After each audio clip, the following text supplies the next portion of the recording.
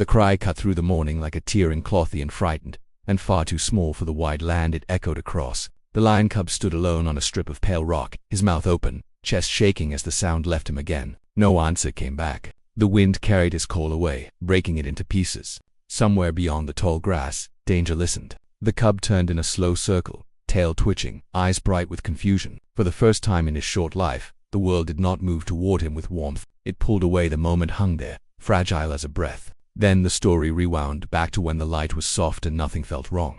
The savannah woke gently that morning. The sun rose pale and wide, spilling gold across the grass in long, quiet strokes. Dew clung to every blade, and when the wind passed through, it looked as if the land itself was breathing. Birds stirred in the trees, calling to one another in low notes. Far off, a herd of antelope shifted hooves, tapping stone. It was the kind of morning that promised nothing but time, near a cluster of rocks warmed by yesterday's sun. A lion pride rested in loose shadows. The cub lay close to his mother's side, pressed into the curve of her belly, where her heartbeat thumped slow and steady. He smelled dust and milk and the deep calm scent of her fur. When he moved, she shifted just enough to keep him near. Her tail flicked once, lazy, certain. This was her world, and he was safe in it. The cub lifted his head as a small bird fluttered down nearby, hopping along the ground with quick, nervous steps. Its feathers flashed white, then brown. The cub's ears perked. His paws slid forward without thought. The bird jumped. The cub jumped too, tumbling over his own feet. The pride barely noticed. This was how cubs learned: by falling, by chasing, by believing the world would wait for them. The bird lifted into the air, wings buzzing. The cub chased laughter in his movements, mouth open in a soft, playful sound. The bird dipped low, then landed again, just out of reach. The cub followed, farther now, skirting the edge of the rocks where the grass grew thicker and the ground dipped. Each step felt like part of a game. Each step pulled him away. Behind him, his mother lifted her head once, eyes scanning. The air smelled clean. No alarm came from the land. She settled again. The cub did not look back. The ground changed under his paws. Rock gave way to dirt, then to grass tall enough to brush his belly. The bird vanished into the sky. The cub stopped. The game ended as quickly as it had begun. He stood still, ears turning, listening for the sounds he knew: the breath of the pride, the soft grunts, the scrape of a tail on stone. There was only wind. He called out, a small sound, unsure. The grass answered with a whisper. He walked forward, then back, then turned again. The land looked the same in every direction. The sun climbed higher, warming his back, but the warmth no longer felt gentle. It pressed down. His breathing sped up. He called again, louder this time. The sound thinned as it traveled, swallowed by space. Fear did not arrive all at once. It crept in, quiet and careful. His tail dropped. His steps grew short. He lowered his body to the ground, as if making himself smaller might make the world kinder. Somewhere, a shadow moved. He froze, heart racing. Not far away, another rhythm moved through the land. A troop of baboons flowed through the trees along the edge of the rocks, their bodies strong and alert. They traveled together, always watching, always listening. Mothers carried young clinging to their chests. Older males paused often, standing tall to scan the grass below. Their calls were low, steady, a language shaped by warning and trust. They knew this place well. They knew where the rocks cut sharp and where the ground dipped into danger. They knew the times of day when leopards hunted and when snakes warmed themselves in the open. The morning felt calm, but calm never meant safe. One of the baboons stopped suddenly, his head tilted, his eyes fixed on the grass ahead. A sound drifted up to them, high, broken, wrong. The troop slowed. Movements tightened. Mothers pulled their young closer. The sound came again, clearer now. It carried fear.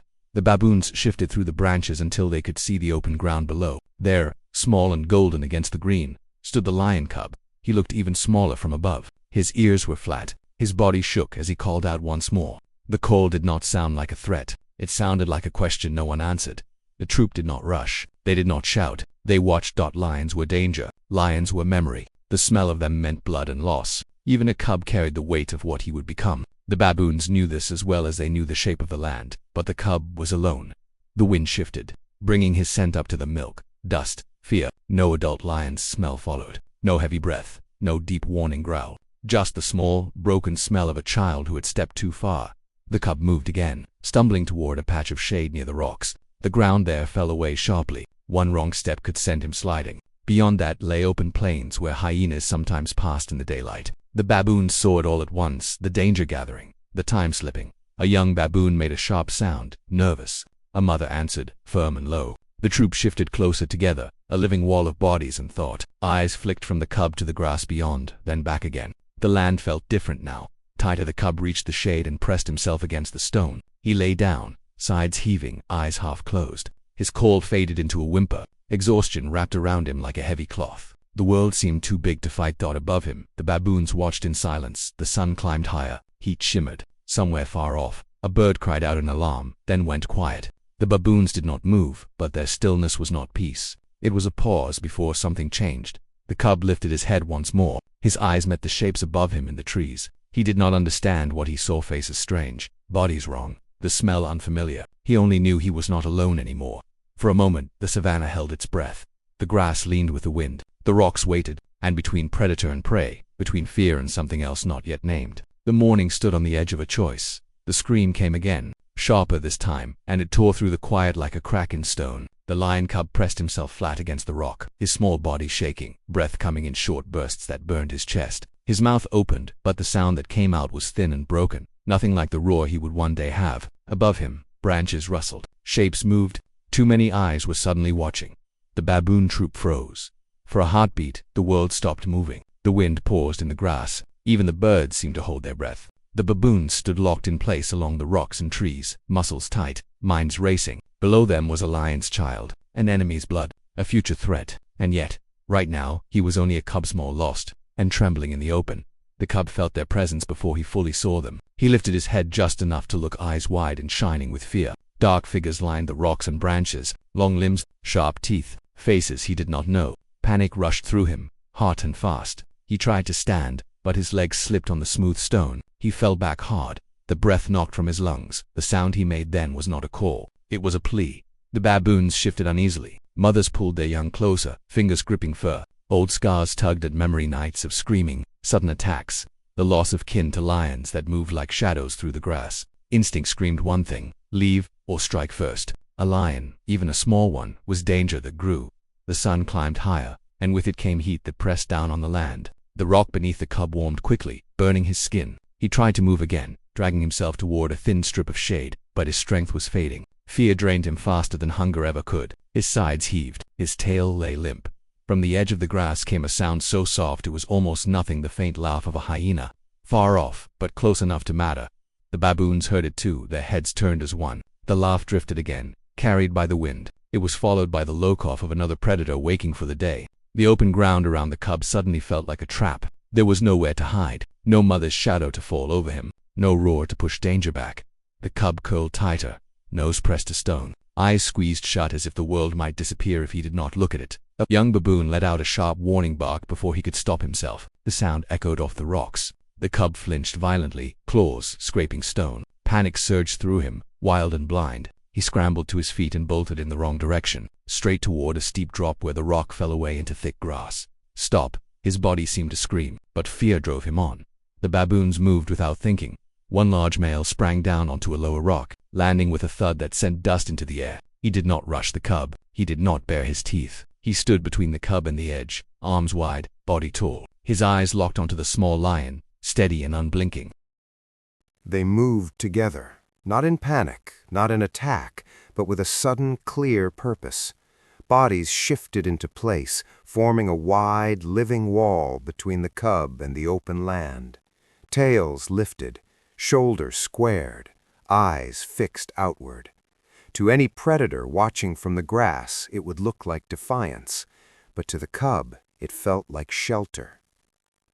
A warm body passed close to him as one baboon stepped sideways, guiding without touch. Another gave a low, steady call, not sharp, not angry. It was the sound used to move infants, to keep fear from breaking into noise.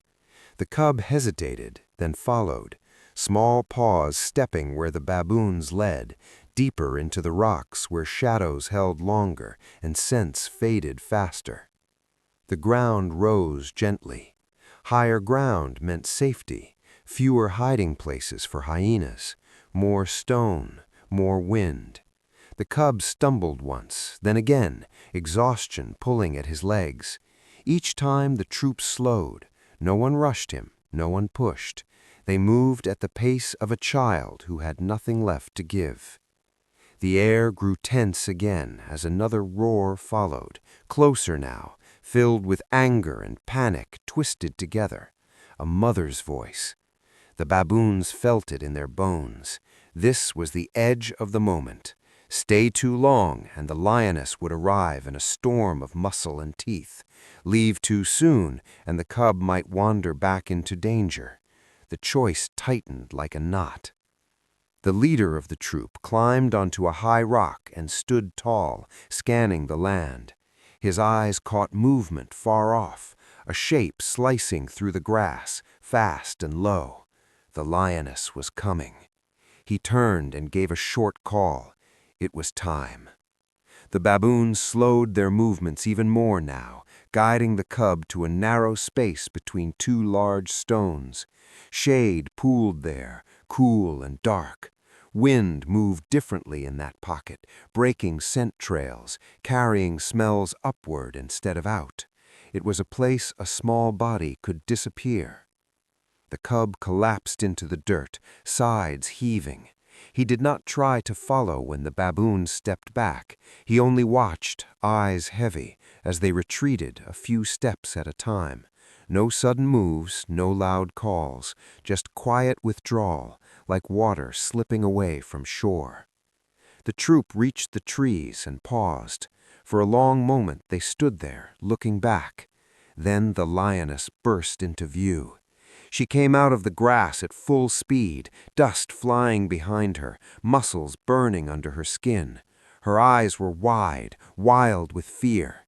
She skidded to a stop near the rocks, scent flooding her senses. Her head snapped from side to side. She roared again, louder than before, the sound cracking with need. The cub heard her and answered. His voice was small, but it carried. The lioness spun toward the sound and rushed forward. She found him curled in the shade, covered in dust, eyes dull with exhaustion. She stopped inches away, breath hot and fast, then lowered her head and touched him with her nose. The cub leaned into her without thinking. Her body shook as she breathed him in. She licked his face once, then again, rough and fast, as if checking he was real. Her tail lashed, her ears flicked back toward the trees. She saw the baboons. They did not run. They stood still among the branches, watching, bodies ready, but calm. The lioness held their gaze. The air between them was thick with danger and something else, understanding maybe. She did not roar, she did not charge. She turned back to her cub and lay down beside him, her body a wall of warmth and strength. Her shadow fell across him completely. The cub's breathing slowed, his eyes closed. The baboons waited until the lioness lifted her head again, until her attention settled fully on her child. Then, one by one, they melted into the trees, moving higher, deeper, becoming part of the forest again. No one chased them. The sun drifted lower, softening the land. Heat loosened its grip. The Savannah exhaled.